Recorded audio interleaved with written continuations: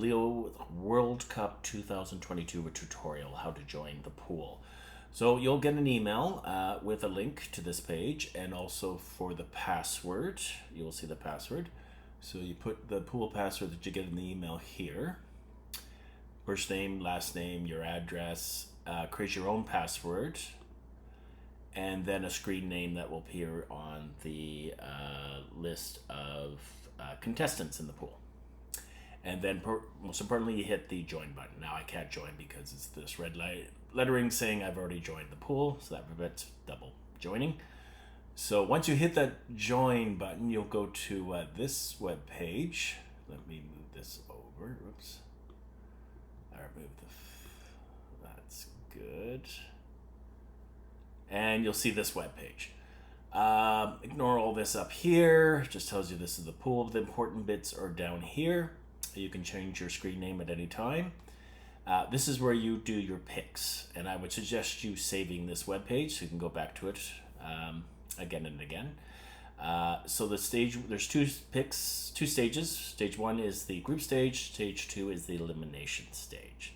So let's go into the stage 1 picks, and here you will see each of the games that will occur. So let's just concentrate on the first game. This will be the first game that you pick.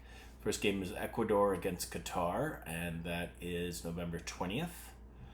And you can either pick, because this is the group stage, there are ties in this group stage. So you can pick Ecuador to win. You see there's the little blue. Or you can pick Qatar to win. Or you can pick that you think this game will end up in a draw. Okay? So the most important thing is you can change your pick all the way up till 7 a.m.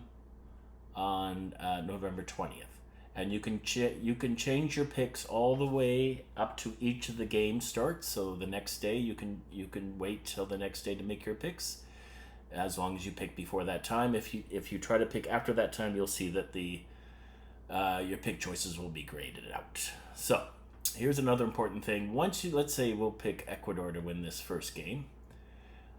If you do not hit that submit button, it will not save. So that's really important, this button. So there, I hit the submit button.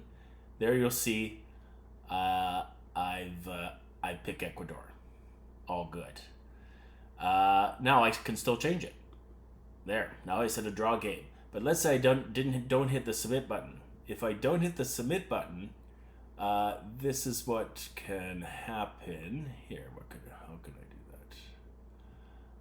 Let's just go back and then go forward again. Right here, hold on. Oh, there it is. Oop. So I refresh the page, and look, it's back to Ecuador. If you don't hit the submit button, it won't pick up your changes.